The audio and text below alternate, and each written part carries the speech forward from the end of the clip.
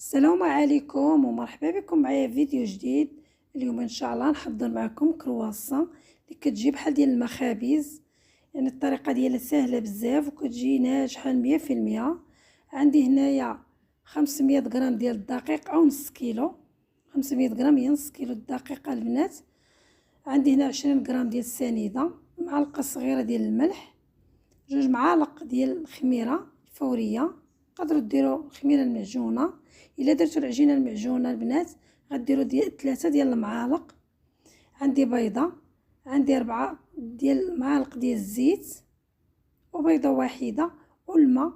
البنات كيبقى على حسب الخليط. عندي الماء غير من الصنبور بارد باش غادي نجمع هاد العجينه هادي. الماء بارد البنات، ما غنديروش سخون. علاش غندير الماء بارد؟ حيت الماء سخون يعني كيرخي لينا العجينه. هادشي علاش هنا غنستعمل الماء بارد. دابا كناخذ هذيك الخميره كنطلقها هي الاولى باش كنحل دوك الحبيبات ديالها، حيت الماء هو اللي كيحل لينا، يعني الخميره كنديرو هو الاول باش دغيا كتخمر لينا. دابا غادي نزيد دوك 4 المعالق اللي عندي ديال الزيت، وغادي نزيد ديك البيضه. والبنات كنحتاجو الزبده ديال التوراق ذكرتهاش ليكم.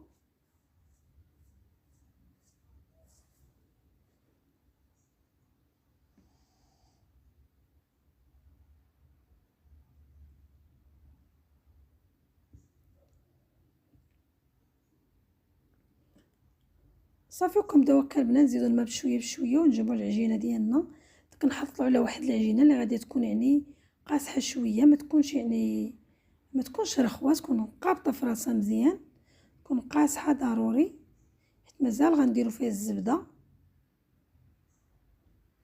دابا البنات جمعت العجينه ديالي، هزت ليا كاس ونص ديال الماء ديال كاس العنبه.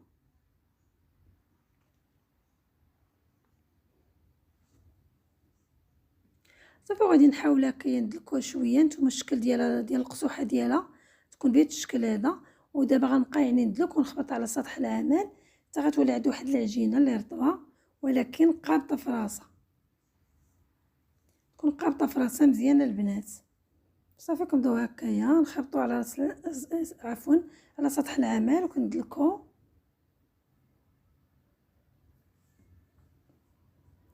باش كتولي عندنا واحد العجينه اللي رطبه اللي غادي نبداو البنات نخدموها يعني مباشره، ما نتسناوش عليها. صافي كنغبرو هكا باستعانه يعني دائما ديال الدقيق. صافي البنات والزبده تكون بحراره المطبخ. غادي نشدوها نديروها بهذه الطريقه هذه، نتكوها مزيان بهذه الطريقه هذه.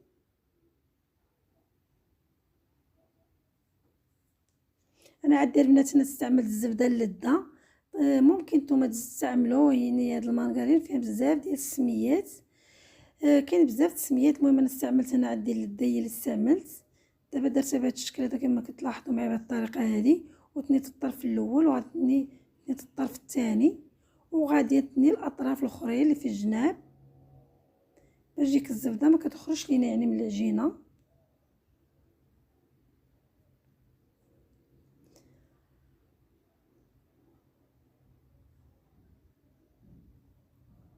صافي البنات دابا غادي هنايا ناخذ المدلك وغادي نبدا الخدمه يعني بالمدلك.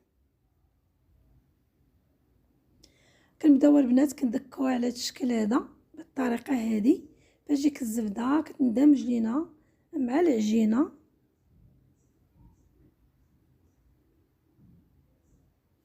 وكنبداو نطلقوا العجينه ديالنا يعني مباشره بالطريقه هذه.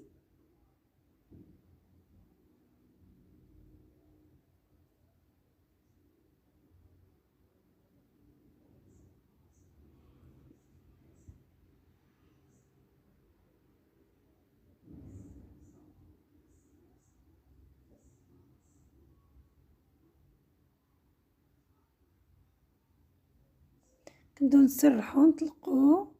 دابا البنات انا تنيت على الطرف الاول، تنيت الطرف الثاني وعاود غادي نطلقها تاني مزيان.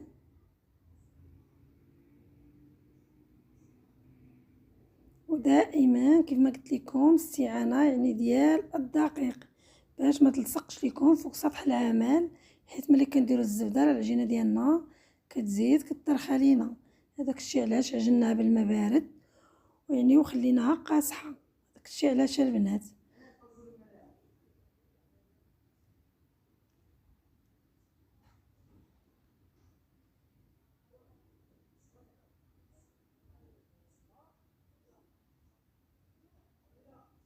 وملي كنبغيو نهزو كنروليوها بحال هكا على المدلك.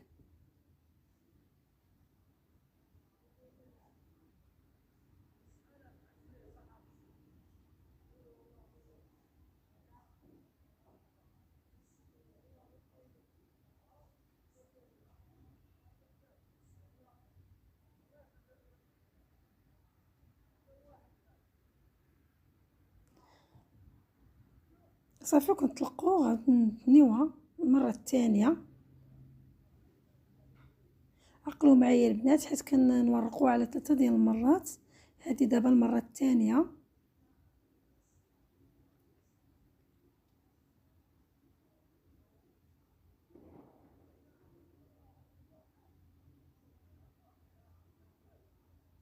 عاود كنتنيو الطرف الثاني بالطريقة هذه. صافي البنات دابا غادي نخليها تقريبا من 3 ديال الدقائق حتى 4. نتسنى على شي شويه ونرجع تاني نكملوها. دابا البنات كيف ما كتلاحظوا درت واحد 2 ثقوب باش كنعقل يعني شحال ورقتها من مره، حيت ورقتها يعني 2 ديال المرات، حيت باقي لينا دابا غندوزو نورقوها يعني المره الثالثه اللي عليها. صافي غادي نبداو نشكلو يعني كرواسه ديالنا.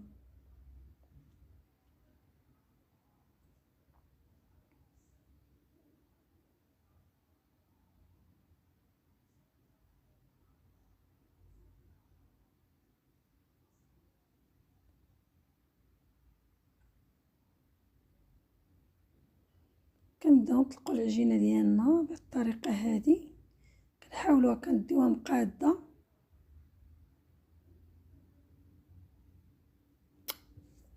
خربقت.